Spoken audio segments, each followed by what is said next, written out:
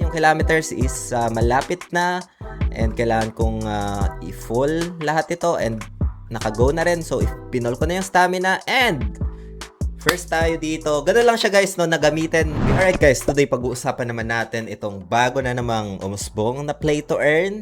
Ito ang CJC Race, no. Discuss ko dito kung paano ma-entertain, laruin, at kumita. So, meron tayo dito sa taas na 626 CJC coins, no? And sa likod niyan, merong climax tokens. Ito yung ginagamit for the events, raffle. Hindi siya convertible and ito lang yung convertible na pwede mong makuha dito sa farm. Ayan. And then merchant, nagre-reset ito if I'm not mistaken, 24 hours. And once you recycled ng mga pinarm mo, ay makakuha ka ng additional 50 CJC tokens dito guys, no. So let's go back.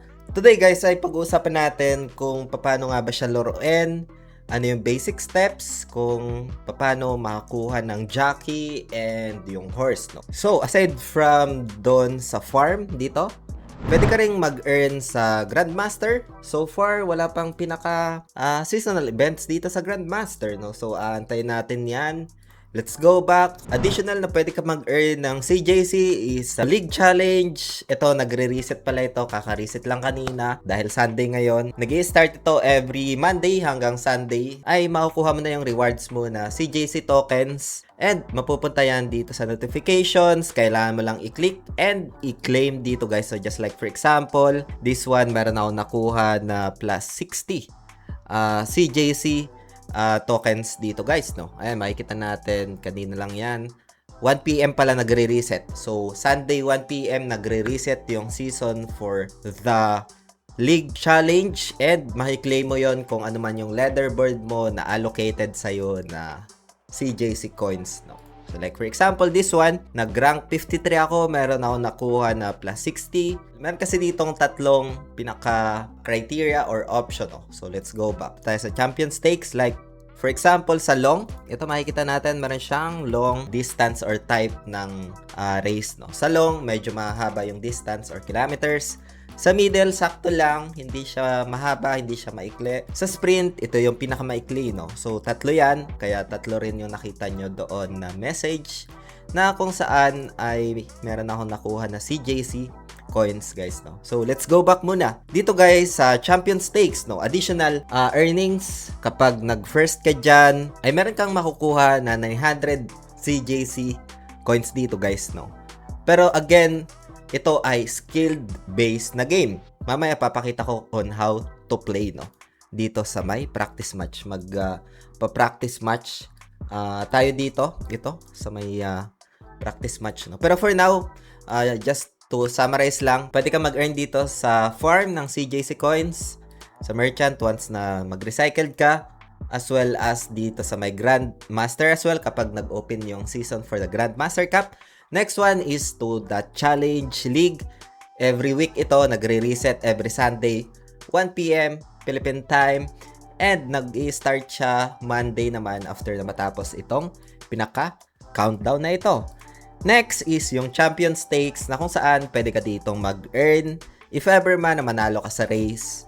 Like, ito yung mga rewards sa gilid. Aside from that is meron pang tinatawag na leaderboard. Sa leaderboard, if ever na mag-rank up ka, meron ka pa ring additional na CJC tokens dito guys. Just like, for example, kay League Challenge dito guys, no. So, you can check yung pinaka-leaderboard mo dito sa baba. Ayan. So, meron akong additional CJC coins if ever na matapos itong season for the leaderboard. So, let's go back.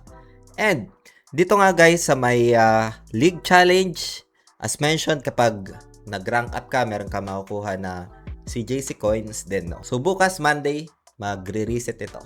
So, ngayon, paano nga ba dito, guys, maglaro?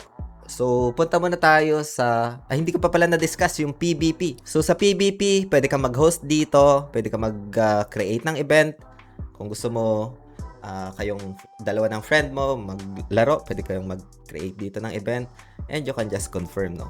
And you can share yung pinaka-code sa friend mo. And kung meron man ditong ongoing na PvP battle, so select mo lang ito, search mo lang and kailangan mo lang ilagay dito yung pinaka-room number guys, no? So sa PvP, it depends yan kung merong reward CJC coins na nakaset is pwede ka rin dito mag-earn. So next one would be the practice match muna tayo guys, no? Kasi ito yung commonly asked questions talaga dito sa laro na to. So dito guys, punta tayo sa practice match dahil na-close pa yung Challenge League. Maganda sana dito pero punta muna tayo sa practice match para magamay natin yung gameplay as well as yung controls, no? So ngayon ay punta muna tayo dito. Lagay tayong AI na 10 and positions natin random lang. Ayan, track type random lang din natin. Horse distance, sprint, front, try natin mag-sprint. Player team. Hanap tayo dito ng sabihin natin sprint din yung gagamitin natin. And let's start, no? So dito guys, i-share ko lang kung paano ginagamit yung controls dahil kagaya nga ng sabi ko, this is a skilled base na play and earn guys, no? So, ayan, makikita natin dito sa gilid and sa baba yung demo. Ayan, so kailangan lang natin dito ipagtapat itong dalawang to or medyo malayo. So ngayon ay kaya 4, no? So, ito guys, yung use ng left is basically left. Ang use ng right is basically right. So, itong taas guys, no? Itong nasa taas na arrow na ito is basically speed up. Ayan, makikita natin kapag nag-speed up tayo, ay bumibilis yung kabayo natin. Kailangan lang natin ito magamit ng maayos para mas maging mabilis at hindi tayo mahuli. So, speed up lang ako dito ng speed up. As you can see guys, meron tayong whip sa gilid. Kailangan mo lang timingan yan na mag-green para maging perfect. Ayan, just like what I've observed.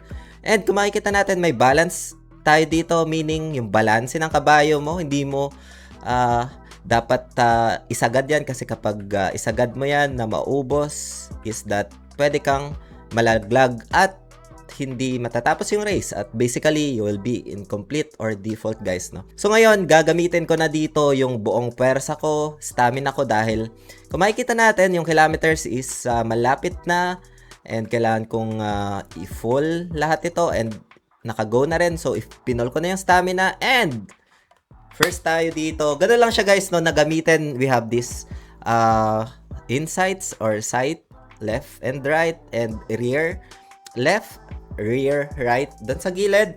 So, ganun lang siya guys. Dito na mag-work, kailangan mo timingan yung pinaka speed up mo, yung sa up. And hindi mo dapat tamaan yung mga kabayo for the balance dito guys, no? So, this is basically a skilled game, no? I would say, from the start, hindi mo siya magagamay kagad. Again, no? Hindi naman yung mga nag-start is expert kagad. That's why it's pretty normal, no? Along the way, kapag na gamay mo na yung pinaka-strategy dito, pwede mong makabisado yung gameplay dito. So, yeah, first tayo, so far, let's go back, no? Papakita ko lang dito, guys, yung horse natin, yung team, no? So, dito, guys, kapag may NFT ka, ay makikita mo siya dito sa my team, no? And sa pagkuha pala, guys, ng NFT, mamaya discuss ko na lang. As you observe, meron siyang dedicated na distance, no? Like for example, this one is nasa sprint, no? So for this kabayo, ito ay makikita natin, meron siyang sprint na badge, meron ding middle, so pang middle ito, maganda siya na gamitin for the middle track race. And for the long as well, meron siya ditong long type na badge. So, yan yung mga type ng kabayo. You can upgrade as well. Sa pag-upgrade naman guys, ay let's go back. Meron ditong shop na merong mga horse skill. So, pwede mong explore ito. You can also get this one for 60 diamonds. And pagkatapos niyan, mapupunta siya sa warehouse. Dito sa may tab sa baba. And you can use those skill book and mag-generate itong mga skills na ito. So, pwede mong i-add sa iyong horse. Punta ka lang dito sa may skill and you can select ng mga skill na yon. Like for example, this one and equip mo lang. So, ganun lang siya. Let's go back. Ngayon naman ay pag-uusapan natin kung saan nga ba makakuha nitong mga horse at jockey. So, sa gameplay na to guys ay meron tinatawag na tier, no? Like yung free, you can explore, no? So sa mga interested, you can explore naman itong game na ito for free. Yung pinaka-official link ay nakalagay naman sa description ng video na ito para mapuntahan nyo if you're interested at para na rin makaiwas sa mga phishing links online dito guys, no? Alright guys, so ito yung pinaka-official website. Once na mapuntahan nyo yung pinaka-official link sa description ng video na ito, ay feel free to explore this one. Kailangan mo lang Web3 wallet app. Andiyan naman yan lahat. Yung basic steps sa description ng video na ito. And then pagkatapos nyan, your email na dedicated for this play to earn na game guys, no? Dito nga guys, meron tayong inventory. Punta muna tayo guys sa wallet kasi napaka-importante ito kapag nakapag-earn ka na ng CJC coins guys, no? So dito guys, yung equivalent ng CJC is 100 is to 1 USDT, no? So once na iselect natin ito, and then i-max natin yung 626 CJC, it will be worth around 6.26 USDT guys, no? So ganyan yung pinaka worth ng CJC tokens, no? So pretty much it guys. Dito mo rin makikita yung pinaka stats mo, expense mo dahil gagamit ka rin ng CJC sometimes just to refresh yung pinaka horse mo, no? So meron akong nagamit na 60 CJC dito. So ngayon, napaka-importante guys na basahin nyo yung pinaka-white paper. Kaya pwede nyong puntahan yan dito sa may home. And then select mo lang itong download app now. And mapupunta ka dito, select mo lang itong white paper. And isa ito sa pinaka-blueprint ng game. Pwede nyong basahin for ideas dito guys, no? How to join, how to play, race attributes, jockey attributes, items, yung mga special skills, warehouse, teams, etc. guys, no?